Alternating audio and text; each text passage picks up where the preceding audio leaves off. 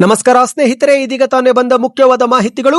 ರಾಜ್ಯದ ಜನತೆಗೆ good news ಕೊಟ್ಟ ಡಿಕೆ ಶಿವಕುಮಾರ್ ಅವರು ಸಾರ್ವಜನಿಕರ ಸಮಸ್ಯೆಗಳಿಗೆ ತಕ್ಷಣದ ಪರಿಹಾರ ನೀಡಲು ಪ್ರಜಾ ಸೇವೆ ಇಲಾಖೆ ಸ್ಥಾಪನೆ, ಸಭೆಯಲ್ಲಿ ಇನ್ನು ಹಲವು ಘೋಷಣೆ, ವಸತಿ ರಹಿತರಿಗೂ ಕೂಡ ಸಿಹಿ ಸುದ್ದಿ ಏನು ಎಂಬುದನ್ನು ವಿಡಿಯೋದಲ್ಲಿ ನೋಡೋಣ. ಗೃಹಲಕ್ಷ್ಮಿ ಯೋಜನೆ ಫಲಾನುಭವಿಗಳಿಗೆ ಮತ್ತೊಂದು ಮುಖ್ಯವಾದ ಮಾಹಿತಿ.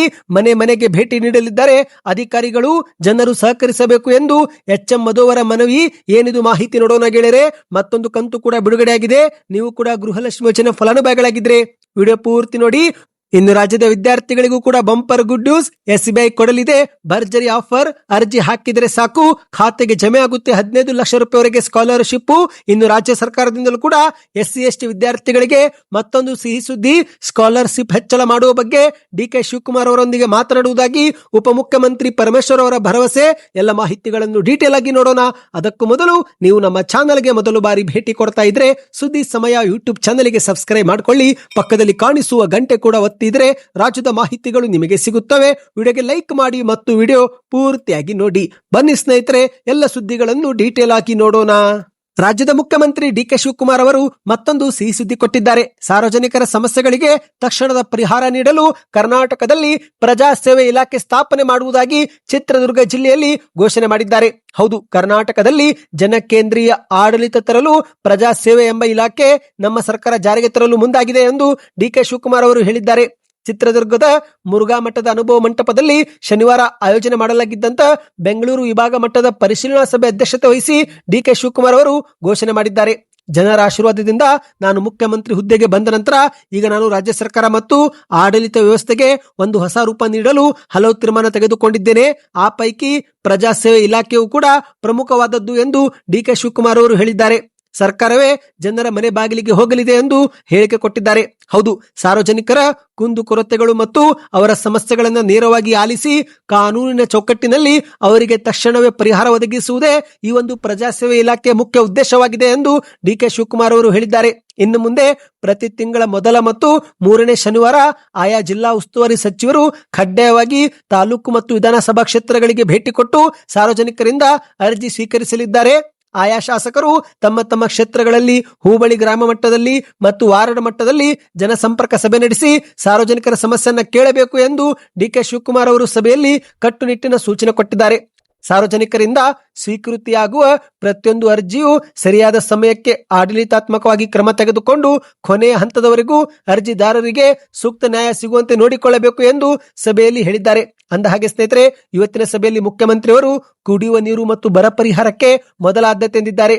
ಹೌದು ಗೆಳೆಯರೆ, ಬರ ಪರಿಹಾರ ಮತ್ತು ಕುಡಿಯುವ ನೀರಿನ ಸಮಸ್ಯೆ ನಿವಾರಣೆಗೆ ಶಾಸಕರಿಗೆ 1 ಕೋಟಿ ರೂಪಾಯಿವರೆಗೆ ವೆಚ್ಚ ಮಾಡಲು ಅವಕಾಶ ಕಲ್ಪಿಸಿಕೊಡಲಾಗಿದೆ ಎಂದು ಡಿಕೆ ಶಿವಕುಮಾರ್ ಅವರು ಹೇಳಿದ್ದಾರೆ.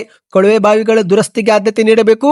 ಹೊಸದಾಗಿ ಕೊಳವೆ ಬಾವಿ ಕೊರೆಯುವಾಗ ದುರುಪಯೋಗ ತಡೆಯಲು ಮತ್ತು ಪಾರದರ್ಶಕತೆ ಕಾಯ್ದುಕೊಳ್ಳಲು GPS ಟ್ರ್ಯಾಕಿಂಗ್ ಕಡ್ಡಾಯಗೊಳಿಸಲಾಗಿದೆ ಎಂದು ಕೂಡ ಡಿಕೆ ಶಿವಕುಮಾರ್ ಅವರು ಹೇಳಿದ್ದಾರೆ. ಮತ್ತು ಇದೇ ವೇಳೆ ಗೃಹಲಕ್ಷ್ಮಿ ಹಾಗೂ ಗೃಹ ಜ್ಯೋತಿ ಯೋಜನೆಯಂತಹ ಗ್ಯಾರಂಟಿ ಯೋಜನೆಗಳಲ್ಲಿ ಕಂಡು ಬರುತ್ತಿರುವ ದುರುಪಯೋಗ, ತಾಂತ್ರಿಕ ಸಮಸ್ಯೆ ಮತ್ತು ಖಾತೆಗಳ ಗೊಂದಲವನ್ನು ಕೂಡ ತಡೆಗಟ್ಟಲು ಸೂಕ್ತ ನಿರ್ಧಾರ ತೆಗೆದುಕೊಳ್ಳಲಾಗಿದೆ. ಪ್ರತಿ ಶಾಸಕರು ನಿಮ್ಮ ಒಂದು ಕ್ಷೇತ್ರಗಳಲ್ಲಿ ಗೃಹಲಕ್ಷ್ಮಿ ಯೋಜನೆ ಹಣ ಜಮೆ ಆಗುತ್ತಿದೆಯೋ ಎಂಬುದನ್ನು ಖಚಿತಪಡಿಸಿಕೊಳ್ಳಬೇಕು ಮತ್ತು ವಿದ್ಯಾರ್ಥಿಗಳಿಗೆ ಉಚಿತ ಬಸ್ ಪಾಸ್ ಘೋಷಣೆ ಮಾಡಿದ್ದು ಸೌಲಭ್ಯಗಳು ಅವರಿಗೆ ಸಿಗುತ್ತಿದೆ ಎಂಬುದನ್ನ ಆಯಾ ಜನಪ್ರತಿನಿಧಿಗಳು ನೋಡಿಕೊಳ್ಳಬೇಕು ಎಂದು ಸೂಚನೆ ಕೊಟ್ಟಿದ್ದಾರೆ. ಮತ್ತು ಸ್ನೇಹಿತರೆ, ರೈತರ ಹಿತರಕ್ಷಣೆ ನಮ್ಮ ಸರ್ಕಾರದ ಮುಖ್ಯ ಉದ್ದೇಶವಾಗಿದೆ. ಹಾಗಾಗಿ ಅಧಿಕಾರಿಗಳು ಮತ್ತು ಸಮಿತಿಗಳು ನೀಡುವಂತಹ ಮಾರ್ಗದರ್ಶನದಂತೆ ರೈತರು ಬೆಳೆಗಳನ್ನು ಬೆಳೆಯಬೇಕು. ಸರ್ಕಾರದ ಸೂಚನೆಗಳನ್ನು ಮೀರಿ ಬೆಳೆ ಬೆಳೆದು ಆನಂತರ ನಮ್ಮ ಮೇಲೆ ಒತ್ತಡ ಹೇರಿದ್ರೆ ನಾವು ಸಹಾಯ ಮಾಡಲು ಸಾಧ್ಯವಾಗುವುದಿಲ್ಲ ಎಂದು ಡಿಕೆ ಶಿವಕುಮಾರ್ ಅವರು ಸ್ಪಷ್ಟನೆ ಕೊಟ್ಟಿದ್ದಾರೆ.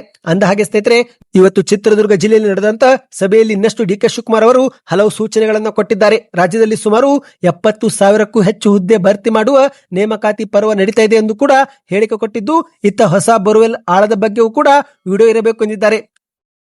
ಕೇವಲ 150 ಅಡಿ ಕೊರೆದು 500-600 ಅಡಿ ಕೊರೆಯಲಾಗಿದೆ ಎಂದು ತೋರಿಸಿಕೊಳ್ಳುವ ಆಕ್ರಮಕ್ಕೆ ಆಸ್ಪದ ನೀಡಬಾರದು.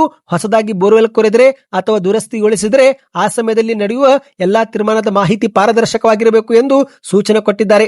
ಮುಂದಿನ ವಾರ ಸಚಿವ ಸಂಪುಟ ವಿಸ್ತರಣೆ ಆಗಬಹುದು.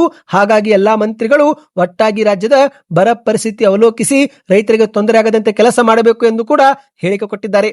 ಕುಡಿಯುವ ನೀರು ಪೂರೈಕೆಗೆ ಪ್ರತಿ ವಿಧಾನಸಭಾ ಕ್ಷೇತ್ರಕ್ಕೆ 1 ಕೋಟಿವರೆಗೆ ಖರ್ಚು ಮಾಡಬಹುದು ಎಂದು ಕೂಡ ಅಧಿಕಾರಿಗಳಿಗೆ ಸೂಚನೆ ಕೊಟ್ಟಿದ್ದಾರೆ.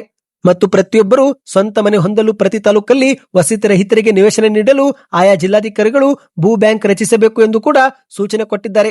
1 ಕೋಟಿ ಕುಟುಂಬಗಳಿಗೆ 1 ವರ್ಷದಲ್ಲಿ ಈ ಖಾತಾ ಹಂಚಿಕೆ ಮಾಡಲು ನಮ್ಮ ಸರ್ಕಾರ ನಿರ್ಧಾರ ಮಾಡಿದೆ. ಹಾಗಾಗಿ ಪ್ರತಿಯೊಬ್ಬರು ಕೆಲಸ ಮಾಡಬೇಕು ಎಂದಿದ್ದಾರೆ. ಬರ ಪರಿಸ್ಥಿತಿ ಬಗ್ಗೆ ಚರ್ಚೆ ಮಾಡಲು ಕೇಂದ್ರ ಸರ್ಕಾರದ ಬಳಿ ಸರ್ವ ಪಕ್ಷ ನಿಯೋಗ ಕರೆದುಕೊಂಡು ಹೋಗುವ ಬಗ್ಗೆ ಚಿಂತನೆ ನಡೆದಿದ್ದು, ದೆಹಲಿಯಲ್ಲಿ ಸಂಸದರೊಂದಿಗೆ ಸಭೆಯೂ ಕೂಡ ನಡೆಸಲಾಗುವುದು ಎಂದು ಸಭೆಯಲ್ಲಿ ಹೇಳಿದ್ದಾರೆ. ಸ್ನೇಹಿತರೆ, ಶಾಲಾ ವಿದ್ಯಾರ್ಥಿಗಳಿಗೆ ಉಚಿತ ಬಸ್ ಪಾಸ್ ಸರಿಯಾಗಿ ಹಂಚಿಕೆ ಮಾಡಲಾಗುತ್ತಿದೆ ಎಂಬುದನ್ನ ಆಯಾ ಕ್ಷೇತ್ರದ ಶಾಸಕರು, ಜನಪ್ರತಿನಿಧಿಗಳು ಶಾಲೆಗೆ ಹೋಗಿ ಪರಿಶೀಲಿಸಬೇಕು ಎಂದು ಕೂಡ ಸೂಚನೆ ಕೊಟ್ಟಿದ್ದಾರೆ. ಗೃಹಲಕ್ಷ್ಮಿ ಯೋಜನೆ ಅಡಿಯಲ್ಲಿ ಸ್ವಲ್ಪ ಹಣ ನಕಲಿ ಖಾತೆಗೆ ಹೋಗುತ್ತಿರುವುದು ಕಂಡು ಬಂದಿದ್ದು, ಅದನ್ನು ಕೂಡ ಪರಿಶೀಲಿಸಬೇಕು ಎಂದು ಅಧಿಕಾರಿಗಳಿಗೆ ಸಾಲು ಸೂಚನೆ ಕೊಟ್ಟಿದ್ದಾರೆ. ಸ್ನೇಹಿತರೆ, ನೀವು ಕೂಡ ಏನಾದರೂ ಗೃಹಲಕ್ಷ್ಮಿ ಯೋಜನೆ ಫಲಾನುಭವಿಗಳಾಗಿದ್ರೆ ಕಮೆಂಟ್ ನಲ್ಲಿ ಗೃಹಲಕ್ಷ್ಮಿ ಎಂದು ಕಮೆಂಟ್ ಮಾಡಿ. ಬನ್ನಿ ಗೆಳೆಯರೇ, ಈಗ ಗೃಹಲಕ್ಷ್ಮಿ ಯೋಜನೆಗೆ ಸಂಬಂಧಿಸಿದಂತೆ ಒಂದಿಷ್ಟು ಮಾಹಿತಿ ಬಂದಿದೆ, ಅದು ಕೂಡ ನೋಡೋಣ. ಅದಕ್ಕಿಂತ ಮೊದಲು ದಯವಿಟ್ಟು ಚಾನಲ್ಗೆ ಸಬ್ಸ್ಕ್ರೈಬ್ ಮಾಡಿಕೊಳ್ಳಿ. ಇದೀಗ ರಾಜ್ಯದ ಕಾಂಗ್ರೆಸ್ ಸರ್ಕಾರ ಗೃಹಲಕ್ಷ್ಮಿ ಯೋಜನೆಯಡಿಯಲ್ಲಿ ಮೇ ತಿಂಗಳವರೆಗಿನ ಕಂತನ್ನ ಜಮೆ ಮಾಡಿದೆ. ಅಂದ್ರೆ ಒಟ್ಟು 31 ಕಂತು ಜಮೆ ಮಾಡುವ ಮೂಲಕ ಅರ್ಹ ಫಲಾನುಭವಿಗಳ ಬ್ಯಾಂಕ್ ಖಾತೆಗೆ 62,000 ರೂಪಾಯಿ ಹಾಕಲಾಗಿದೆ. ಈಗಾಗಲೇ ಕೆಲ ಜಿಲ್ಲೆ ಫಲಾನುಭವಿಗಳಿಗೆ ಜುಲೈ ತಿಂಗಳಲ್ಲಿ 2,000 ರೂಪಾಯಿ ಬಂದಿರುವುದು ಕೂಡ ದೃಢಪಟ್ಟಿದೆ. ಹೌದು, ನಿಮ್ಮ ಬ್ಯಾಂಕ್ ಖಾತೆಗೂ 2,000 ರೂಪಾಯಿ ಬಂದಿದ್ರೆ ಕಮೆಂಟ್ ನಲ್ಲಿ ಬಂದಿದೆ ಎಂದು ಕಮೆಂಟ್ ಮಾಡಿ ಮತ್ತು ಯಾವ ಊರು ಎಂಬುದನ್ನು ಕೂಡ ಕಮೆಂಟ್ ಮಾಡಿ. ಇದರಿಂದ ಯಾವೆಲ್ಲ ಜಿಲ್ಲೆಗಳಿಗೆ ಹಣ ಜಮಾ ಆಗುತ್ತಿದೆ ಎಂಬ ಮಾಹಿತಿ ನಮಗೂ ಕೂಡ ಲಭ್ಯವಾಗುತ್ತೆ. ಇದೀಗ ಶಿವಮೊಗ್ಗ ಜಿಲ್ಲೆಯಲ್ಲಿ ಪಂಚ ಗ್ಯಾರಂಟಿ ಯೋಜನೆಗಳು ಯಶಸ್ವಿಯಾಗಿ ಅನುಷ್ಠಾನಗೊಳ್ಳುತ್ತಿದ್ದು, ಗೃಹಲಕ್ಷ್ಮಿ ಯೋಜನೆಯಡಿಯಲ್ಲಿ 31ನೇ ಕಂತು ಬಿಡುಗಡೆ ಮಾಡಲಾಗಿದೆ. ಶೀಘ್ರವೇ ಫಲಾನುಭವಿಗಳ ಬ್ಯಾಂಕ್ ಖಾತೆಗೆ ಇದು ಜಮೆ ಆಗುತ್ತೆ ಎಂದು ಅಲ್ಲಿನ ತಾಲೂಕು ಗ್ಯಾರಂಟಿ ಯೋಜನೆಗಳ ಸಮಿತಿ ಅಧ್ಯಕ್ಷರಾದಂತ ಎಚ್.ಎಂ. ಮಧು ಅವರು ಸಭೆಯಲ್ಲಿ ತಿಳಿಸಿದ್ದಾರೆ. ಹೌದು ಗೆಳೆಯರೆ, ಗೃಹಲಕ್ಷ್ಮಿ ಯೋಜನೆಯ 31ನೇ ಕಂತು ಹಣ ಬಿಡುಗಡೆಯಾಗಿದೆ. ಆದರೆ ಮತ್ತೊಂದೆಡೆಯಲ್ಲಿ ಗೃಹಲಕ್ಷ್ಮಿ ಯೋಜನೆಯ ನವೀಕರಣಕ್ಕೂ ಕೂಡ ಅಧಿಕಾರಿಗಳು ಮನೆ ಭೇಟಿ ಕೊಡಲಿದ್ದು, ಹಾಗಾಗಿ ಸಾರ್ವಜನಿಕರು ತಮ್ಮಲ್ಲಿರುವ ಮಾಹಿತಿ ನೀಡಿ ಸಹಕರಿಸಬೇಕು ಎಂದು ಎಚ್.ಎಂ. ಮಧು ಅವರು ಪ್ರಗತಿ ಪರಿಶೀಲನಾ ಸಭೆಯಲ್ಲಿ ಮನವಿ ಮಾಡಿದ್ದಾರೆ. ಗೃಹಲಕ್ಷ್ಮಿ ಯೋಜನೆಯ ಎಲ್ಲಾ ಕಂತುಗಳು ಜಮೆ ಮಾಡಲಾಗುತ್ತಿದೆ. ಇದೀಗ ಮೃತಪಟ್ಟವರ ಬ್ಯಾಂಕ್ ಖಾತೆಗಳನ್ನು ಕೂಡ ಪರಿಶೀಲನೆ ಮಾಡಲಾಗುತ್ತಿದೆ. ಇನ್ನು ಇತ್ತೀಚೆಗೆ ಪಡಿತರ ಚೀಟಿ ಪರಿಷ್ಕರಣೆ ವೇಳೆ ಕೆಲ ಅರ್ಹರ ಬಿಪಿಎಲ್ ಕಾರ್ಡ್ ಕೂಡ ರದ್ದಾಗಿ ಎಪಿಎಲ್ ಕಾರ್ಡ್ ಆಗಿ ಪರಿವರ್ತನೆ ಆಗಿದ್ದು, ಆ ಬಗ್ಗೆಯೂ ಕೂಡ ಕ್ರಮ ತೆಗೆದುಕೊಳ್ಳಲಾಗಿದೆ ಎಂದು ಹೇಳಿಕೆ ಕೊಟ್ಟಿದ್ದಾರೆ. ಅರ್ಹರಾಗಿದ್ದರೂ ಕೂಡ ಕೆಲವು ತಾಂತ್ರಿಕ ಕಾರಣದಿಂದ ಅಥವಾ ತಪ್ಪು ಮಾಹಿತಿಯಿಂದ ಬಿಪಿಎಲ್ ಕಾರ್ಡ್ಗಳು ಎಪಿಎಲ್ ಆಗಿ ಬದಲಾಗಿದ್ರೆ ಅದನ್ನು ಸರಿಪಡಿಸಿಕೊಳ್ಳಲು ಸರ್ಕಾರ ಅವಕಾಶ ಕೊಟ್ಟಿದೆ. ಆಯಾ ಕ್ಷೇತ್ರದ ಆಹಾರ ಇಲಾಖೆಗೆ ಭೇಟಿ ಕೊಟ್ಟು ಆಕ್ಷೇಪಣೆ ಸಲ್ಲಿಸಿದರೆ ಮರು ಪರಿಶೀಲನೆ ಮಾಡಿ ಬಿಪಿಎಲ್ ಕಾರ್ಡ್ ಕೊಡುತ್ತೇವೆ ಎಂದು ಭರವಸೆ ಕೊಟ್ಟಿದ್ದಾರೆ. ಮತ್ತು ಸ್ನೇಹಿತರೆ, ಈಗ ಗೃಹಲಕ್ಷ್ಮಿ ಯೋಜನೆ ಮರು ಪರಿಶೀಲನೆ ಬಗ್ಗೆ ಸ್ವತಃ ಮುಖ್ಯಮಂತ್ರಿ ಡಿ.ಕೆ. ಶಿವಕುಮಾರ್ ಅವರು ಸಭೆಯಲ್ಲಿ ಒಂದು ಹೇಳಿಕೆ ಕೊಟ್ಟಿದ್ದಾರೆ. ಹೌದು, ಗೃಹಲಕ್ಷ್ಮಿ ಯೋಜನೆ ಮರು ಪರಿಶೀಲನಾ ಪ್ರಕ್ರಿಯೆ ಯಶಸ್ವಿಯಾಗಿ ಅನುಷ್ಠಾನಗೊಳಿಸಲು ಬರೋಬ್ಬರಿ 20 ಕೋಟಿ ರೂಪಾಯಿ ಖರ್ಚು ಮಾಡಲು ನಮ್ಮ ಸರ್ಕಾರ ಸಿದ್ಧವಾಗಿದೆ ಎಂದು ಡಿ.ಕೆ. ಶಿವಕುಮಾರ್ ಅವರು ಹೇಳಿದ್ದಾರೆ. ಈ ಒಂದು ನೂತನ ವ್ಯವಸ್ಥೆಯಿಂದಾಗಿ ನಕಲಿ ಫಲಾನುಭವಿಗಳಿಗೆ ಬ್ರೇಕ್ ಬೀಳಲಿದ್ದು, ಪಾರದರ್ಶಕತೆ ಕಾದುಕೊಳ್ಳಲು ಸಾಧ್ಯವಾಗುತ್ತೆ ಎಂದು ಡಿ.ಕೆ. ಶಿವಕುಮಾರ್ ಅವರು ಹೇಳಿದ್ದಾರೆ. ಹೌದು ಗೆಳೆಯರೆ, ಬಯೋಮೆಟ್ರಿಕ್ ತಂತ್ರಜ್ಞಾನ, ಫೇಸಿಯಲ್ ಅಥೆಂಟಿಕೇಶನ್, ಸಿಬ್ಬಂದಿಗಳಿಗೆ ಸಂಬಳ, ಮರು ಅರ್ಜಿಗಾಗಿ ಹೊಸ ಅರ್ಜಿ, ಈ ಎಲ್ಲ ಕೆಲಸಕ್ಕೆ ಸುಮಾರು 20 ಕೋಟಿ ಖರ್ಚಾಗಬಹುದು ಎಂದು ಡಿ.ಕೆ. ಶಿವಕುಮಾರ್ ಅವರು ಹೇಳಿದ್ದು, ಈ ಒಂದು ಅನುದಾನವನ್ನ ಮೀಸಲಿಟ್ಟಿದ್ದೇವೆ ಎಂದಿದ್ದಾರೆ. ಮತ್ತೆ ಮುಂದುವರೆದು ಮಾತನಾಡಿ, ಫಲಾನುಭವಿಗಳ ಬಯೋಮೆಟ್ರಿಕ್, ಬ್ಯಾಂಕ್ ಖಾತೆ, ಮೊಬೈಲ್ ಸಂಖ್ಯೆ ಎಲ್ಲವನ್ನೂ ಕೂಡ ಪರಿಶೀಲನೆ ಮಾಡುತ್ತೇವೆ. ಯಾರದೋ ದೂರವಾಣಿ ಸಂಖ್ಯೆ, ಯಾರದೋ ಬ್ಯಾಂಕ್ ಖಾತೆ ಇದ್ರೆ ಅಂತವರಿಗೆ ಇನ್ನು ಮುಂದೆ ಹಣ ಜಮೆ ಆಗೋದಿಲ್ಲ. ಗಂಡ ಅಥವಾ ಮಕ್ಕಳ ಬ್ಯಾಂಕ್ ಖಾತೆ ಇದ್ರೂ ಕೂಡ ಇನ್ನು ಮುಂದೆ ಅವುಗಳನ್ನ ಪರಿಗಣಿಸೋದಿಲ್ಲ. ನೇರವಾಗಿ ಮಹಿಳಾ ಯಜಮಾನ್ಯರ ಬ್ಯಾಂಕ್ ಖಾತೆಗೆ ಮಾತ್ರವೇ ಹಣ ಜಮವಾಗುತ್ತೆ ಎಂದು ಡಿ.ಕೆ. ಶಿವಕುಮಾರ್ ಅವರು ಸೂಚನೆ ಕೊಟ್ಟಿದ್ದಾರೆ. ಬನ್ನಿ ಗೆಳೆಯರೆ, ಮತ್ತೊಂದು ಮಾಹಿತಿಗೆ ಹೋಗೋಣ. ಈಗ ವಿದ್ಯಾರ್ಥಿಗಳಿಗೆ SBI ನಿಂದ ಭರ್ಜರಿ ಗುಡ್ ನ್ಯೂಸ್ ಸಿಕ್ಕಿದೆ. ಹೌದು, ಅರ್ಜಿ ಹಾಕಿದರೆ ಸಾಕು ನಿಮ್ಮ ಬ್ಯಾಂಕ್ ಖಾತೆಗೆ ಸ್ಕಾಲರ್ಶಿಪ್ ಹಣ ಜಮೆ ಆಗುತ್ತೆ. 15,000ದಿಂದ 15 ಲಕ್ಷ ರೂಪಾಯಿವರೆಗೆ ಹಣವನ್ನ ಪಡೆದುಕೊಳ್ಳಬಹುದು. ಹೌದು, ದೇಶದ ಅತಿ ದೊಡ್ಡ ಸರ್ಕಾರಿ ಬ್ಯಾಂಕ್ ಆದ ಸ್ಟೇಟ್ ಬ್ಯಾಂಕ್ ಆಫ್ ಇಂಡಿಯಾ ವಿದ್ಯಾರ್ಥಿಗಳಿಗೆ ಸಿಹಿ ಸುದ್ದಿ ಕೊಟ್ಟಿದೆ. ಆರ್ಥಿಕ ಸಂಕಷ್ಟದಿಂದಾಗಿ ಶಿಕ್ಷಣ ಮುಂದುವರಿಸಲು ಸಾಧ್ಯವಾಗದ ಮತ್ತು ಶುಲ್ಕ ಪಾವತಿ ಮಾಡಲು ಕೂಡ ಕಷ್ಟಪಡುತ್ತಿರುವ ಪ್ರತಿಭಾವಂತ ವಿದ್ಯಾರ್ಥಿಗಳಿಗೆ SBI ಆರ್ಥಿಕ ನೆರವು ನೀಡಲು ಮುಂದಾಗಿದೆ. ದೇಶಾದ್ಯಂತ ಶಾಲೆಯಿಂದ ಹಿಡಿದು IIT ಮಟ್ಟದವರೆಗೆ ವ್ಯಾಸಂಗ ಮಾಡುತ್ತಿರುವ ಎಲ್ಲಾ ವಿದ್ಯಾರ್ಥಿಗಳು ಈ ಒಂದು ಸ್ಕಾಲರ್ಶಿಪ್ಗೆ ಅರ್ಜಿ ಹಾಕಬಹುದು. ಸ್ನೇಹಿತರೆ, ಅರ್ಹ ವಿದ್ಯಾರ್ಥಿಗಳಿಗೆ ಅವರ ಕೋರ್ಸು ಮತ್ತು ಕಾಲೇಜು ಆಧಾರದ ಮೇಲೆ 15,000ದಿಂದ 15 ಲಕ್ಷದವರೆಗೆ ನೇರವಾಗಿ ಅವರ ಬ್ಯಾಂಕ್ ಖಾತೆಗೆ ಜಮೆ ಮಾಡಲಾಗುತ್ತೆ.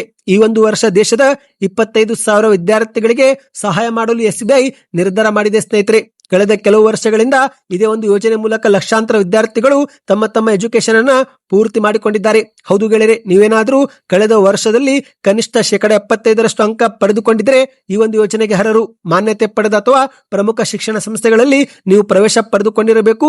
ನೀವೇನಾದ್ರೂ ಶಾಲೆಗೆ ಹೋಗುವ ವಿದ್ಯಾರ್ಥಿಗಳಾಗಿದ್ರೆ ನಿಮ್ಮ ಕುಟುಂಬದ ವರ್ಷದ ಆದಾಯ 3 ಲಕ್ಷಕ್ಕಿಂತ ಕಡಿಮೆ ಇರಬೇಕು. ಕಾಲೇಜಿಗೆ ಹೋಗುವ ವಿದ್ಯಾರ್ಥಿಗಳಾಗಿದ್ರೆ ಕುಟುಂಬದ ವರ್ಷದ ಆದಾಯ 6 ಲಕ್ಷಕ್ಕಿಂತ ಕಡಿಮೆ ಇರಬೇಕು. 9ರಿಂದ 12ನೇ ತರಗತಿ ಓದುತ್ತಿದ್ರೆ ಈ ಒಂದು ಯೋಜನೆಗೆ ಅರ್ಹರು. UG, PG, MBBS, IIT, IIM ನಲ್ಲಿ ಏನಾದ್ರೂ ವ್ಯಾಸಂಗ ಮಾಡುತ್ತಿದ್ರು ಕೂಡ ಅರ್ಜಿಯನ್ನು ಹಾಕಬಹುದು ಸ್ನೇಹಿತರೆ. ಯೋಜನೆ ಹೆಸರು SBI ಆಶಾ ಸ್ಕಾಲರ್ಶಿಪ್. ಈ ಒಂದು ಹೆಚ್ಚಿನ ಮಾಹಿತಿ ಪಡೆದುಕೊಳ್ಳಲು ನೀವು ಹತ್ತಿರದ ಬ್ಯಾಂಕ್ ಶಾಖೆಗೆ ಭೇಟಿ ಕೊಟ್ಟು ಕೂಡ ಮಾಹಿತಿ ಪಡೆದುಕೊಳ್ಳಬಹುದು. ಈ ಬಗ್ಗೆ ಇನ್ನಷ್ಟು ಮಾಹಿತಿ ಬೇಕಂದ್ರೆ ಕಮೆಂಟ್ ನಲ್ಲಿ SBI ಸ್ಕಾಲರ್ಶಿಪ್ ಎಂದು ಕಮೆಂಟ್ ಮಾಡಿ. ಮತ್ತು ಈಗ ರಾಜ್ಯದ SC/ST ವಿದ್ಯಾರ್ಥಿಗಳಿಗೂ ಕೂಡ ಸ್ಕಾಲರ್ಶಿಪ್ ಕುರಿತಂತೆ ಉಪಮುಖ್ಯಮಂತ್ರಿ ಪರಮೇಶ್ವರ್ ಅವರು ಸಿಹಿ ಸುದ್ದಿ ಕೊಟ್ಟಿದ್ದಾರೆ. ಹೌದು, ರಾಜ್ಯದ SC/ST ವಿದ್ಯಾರ್ಥಿಗಳಿಗೆ ನೀಡಲಾಗುತ್ತಿರುವ ವಿದ್ಯಾರ್ಥಿ ವೇತನ ಹೆಚ್ಚಳ ಕುರಿತಂತೆ ಸಿಎಂ DK ಶಿವಕುಮಾರ್ ಅವರೊಂದಿಗೆ ಚರ್ಚೆ ಮಾಡುತ್ತೇವೆ ಎಂದು ಉಪಮುಖ್ಯಮಂತ್ರಿ ಪರಮೇಶ್ವರ್ ಅವರು ಮಾಹಿತಿ ಕೊಟ್ಟಿದ್ದಾರೆ. ಹೌದು, SC/ST ವಿದ್ಯಾರ್ಥಿಗಳಿಗೆ ನೀಡಲಾಗುತ್ತಿರುವ ವಿದ್ಯಾರ್ಥಿ ವೇತನವು ಇಂದಿನ ಶಿಕ್ಷಣ ವೆಚ್ಚಕ್ಕೆ ಸಾಕಾಗುತ್ತಿಲ್ಲ ಎಂಬ ವಿಚಾರ ಮುನ್ನೆಲೆಗೆ ಬಂದಿದ್ದು, ಹಾಗಾಗಿ ಈ ಬಗ್ಗೆ DK ಶಿವಕುಮಾರ್ ಅವರೊಂದಿಗೆ ಚರ್ಚಿಸಿ ಸೂಕ್ತ ನಿರ್ಧಾರ ತೆಗೆದುಕೊಳ್ಳುತ್ತೇವೆ. ಈ ಬಾರಿಯ ಬಜೆಟ್ ನಲ್ಲಿ ಸ್ಕಾಲರ್ಶಿಪ್ಗೆ ಹೆಚ್ಚು ಅನುದಾನ ಮೀಸಲಿಡುವುದಾಗಿ ಭರವಸೆಯನ್ನು ಕೊಟ್ಟಿದ್ದಾರೆ. ಸ್ನೇಹಿತರೆ, ಸದ್ಯಕ್ಕೆಷ್ಟೇ ಇತ್ತು. ಈ ಎಲ್ಲ ಮಾಹಿತಿಗಳು ಇಷ್ಟವಾಗಿದ್ರೆ ಚಾನಲ್ಗೆ ಸಬ್ಸ್ಕ್ರೈಬ್ ಮಾಡ್ಕೊಳ್ಳಿ, ವಿಡಿಯೋನ ಲೈಕ್ ಮಾಡ್ತಾ ಶೇರ್ ಮಾಡಿ.